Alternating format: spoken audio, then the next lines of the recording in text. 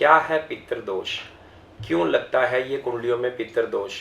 पितृदोष लगने से हमारे घरों में, हमारी जिंदगियों में क्या प्रभाव पड़ते हैं? मंदिर में, गुरुद्वारे में, पीरों में या किसी भी धार्मिक स्थान में एक दिया बाती करनी है और सपोज 4 लड्डू आपने हर रोज 40 दिन, 50 दिन, 100 दिन, 108 दिन मंदिर में चढ़ाकर आने हैं। उससे क्या होगा, वो जो एनर्जी आप जिस श्रद्धा से वो कार्य कर रहे थे वो एक्टिव होके आपके साथ चल पड़ेगी। जब आप वहां पर वीरवार को न्याज नहीं चढ़ा रहे, कहीं लड्डू नहीं चढ़ा रहे, या ऐसा कोई भी उपाय जिससे आपके बुजुर्गों ने अपने घर को स्ट्रॉन्ग किया था, वो उपाय या वो रहस्य आपके पूर्वजों के साथ चले गया, जिसका संपूर्ण तौर पर आपको पितृदोष लग गया। जैसे मैंने सिद्धियां प्राप्त की हुई हैं, मैं किसी भी विद्या से किसी भी चीज को, जो ऐसी चीजें जो बुजुर्गों के साथ जा चुकी हैं, मैं उनको किसी भी पर्सन से जो घर का मुखिया है या घर का बच्चा भी है, उसको पकड़कर उसको आराम से हिप्नोटाइज करके कह लीजिए, या अपनी विद्या द्वारा वो चीज को देख सकता हूं क्यों इनके घर में बार बार पैसों की कमी आ रही है।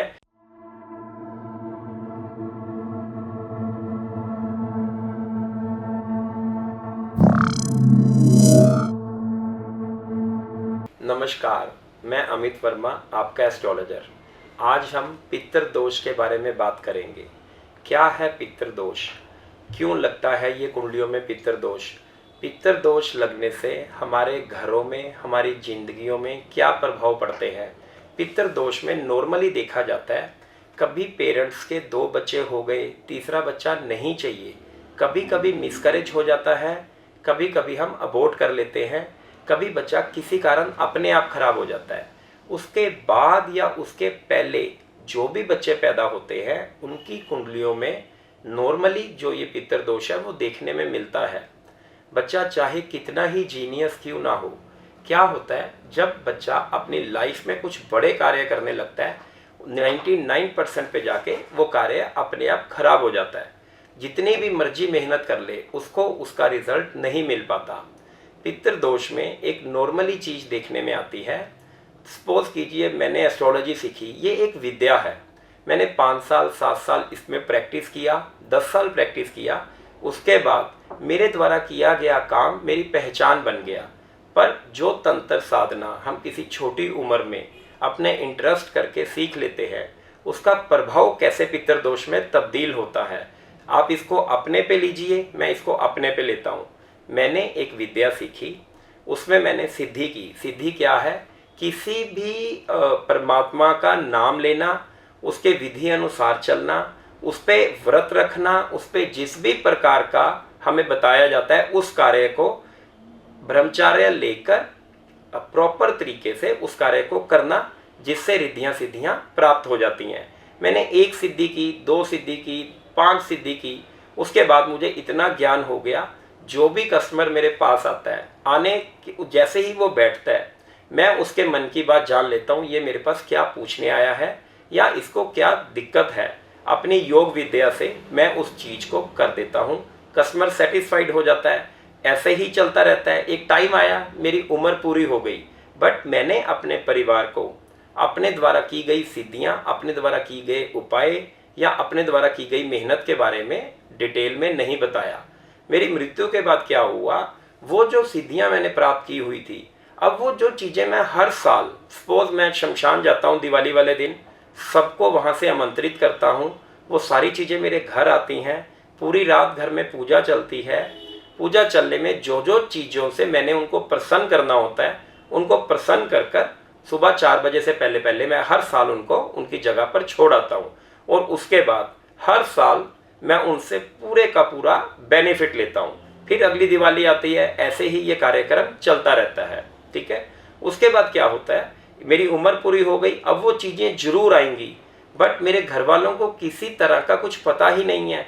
तो धीरे धीरे करके मेरे घर में दोष लगने शुरू हो जाएंगे। कभी तो मेरे जो आगे के बच्चे हैं वो इसको नेगेटिविटी मानेंगे, कोई इसको किए ग्रह का नाम देगा, कोई इसको कुंडलियों में ग्रहों का नाम देगा, कोई घर को ही वास्तु दोष का नाम दे देगा। पर जब तक कि वो किसी भी सिद्ध पुरुष से इन चीजों के बारे में नहीं पूछते, तब तक यकीन मानिए मेरे परिवार का होने वाले टाइम में कोई भला नहीं होगा। ऐसे ही अगर मैं ये विद्या अपने जाने से पहले किसी को दे जाता हूँ, उसका भार मैंने उनको दे दिया, मेरा परिवार इस चीज़ से बच गया। ऐसे ही अब आपकी बात करते हैं। आप किसी एस्ट्रोलॉजर के पास गए, उन्होंने आपको एक उपाय बताया, आपने वो उपाय कर लिया। आप किसी सिद्ध पुरुष के पास गए, आपने उनको बताया जी ऐसा है, हम बहुत मेहनत करने के बाद भी राइज नहीं कर रहे। उस सिद्ध पुरुष ने क्या किया, आपको एक ऐसा उपाय बता दिया और एक चीज़ बता दी, आपने क्या करना है, मंदिर में, गुरुद्वारे में, पीरों में या किसी भी धार्मिक स्थान में एक दिया बाती करनी है और सपोज 4 लड्डू आपने हर रोज 40 दिन, 50 दिन, 100 दिन, 108 दिन मंदिर में चढ़ाकर आने हैं। उससे क्या होगा, एक चाला सिद्ध हो जाएगा। वो जो एनर्जी, आप जिस श्रद्धा से वो कार्य कर रहे थे, वो एक्टिव होके आपके साथ चल पड़ेगी। आपके जितने भी रुके हुए काम हैं या जो भी आपको राइज करना था, जो प्रॉब्लम आ रही थी, वो आप आगे आगे राइज करना शुरू हो गए। ठीक है, आपको किसी ने कह दिया जी आप पीरों के जगह पे जाइए, वहां पर वीरवार के दिन न्याज चढ़ाइए। आपके जो पूर्वज थे वो करते चले गए, बच्चों को इतना ज़्यादा ज्ञान नहीं था। जो भी उपाय, जो भी साधना आपके बुजुर्गों ने अपने घर को बढ़ाने के लिए की, बुजुर्गों के साथ ही वो चीज़ें वापस चले गई। उसके क्या हुआ, अब वो चीज़ें जब आप वहाँ पर वीरवार को न्याज नहीं चढ़ा रहे, कहीं लड्डू नहीं चढ़ा रहे, ऐसा कोई भी उपाय जिससे आपके बुजुर्गों ने अपने घर को स्ट्रॉन्ग किया था, फाइनेंशियली लगा लीजिए, सोशली लगा लीजिए, और जिस भी प्रकार से उन्होंने घर में बरकत लाने के लिए जो भी उपाय किए थे, वो उपाय या वो रहस्य आपके पूर्वजों के साथ चले गया, जिसका संपूर्ण तौर पर आपको पितृदोष लग गया।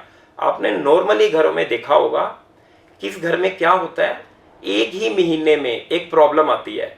कई कस्टमर मेरे पास आते हैं, वो क्या बताते हैं, भैया हर महीने सपोज कीजिए मई के टाइम में हमारा मई जो महीना आता है बहुत गंदा जाता है, हमारा सितंबर का महीना हर साल बहुत गंदा जाता है, हर साल 1.5 साल में हमारे घर में एक मृत्यु हो जाती है, हर 2 साल में हमारे घर में एक बंदा बड़ी बुरी तरह बीमार पड़ता है, बट किसी ना किसी कारण बच जाता है।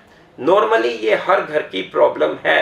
तो उसका हल क्या है, उसका हल मिल ही नहीं पाता। उसका हल है, जैसे मैंने सिद्धियां प्राप्त की हुई हैं, मैं किसी भी विद्या से किसी भी चीज़ को, जो ऐसी चीज़ें जो बुजुर्गों के साथ जा चुकी हैं, मैं उनको किसी भी पर्सन से जो घर का मुखिया है या घर का बच्चा भी है, उसको पकड़कर उसको आराम से हिप्नोटाइज करके कह लीजिए, या अपनी विद्या द्वारा वो चीज़ को देख सकता हूँ, क्यों इनके घर में बार बार पैसों की कमी आ रही है, क्यों ये लोग कर्ज में जा रहे हैं, क्यों इनके घर में एक ही महीने में साल में ये दिक्कतें आती हैं, क्यों इनके घर में 1-1.5 साल बाद किसी ना किसी की मृत्यु या कोई बीमार हो जाता है।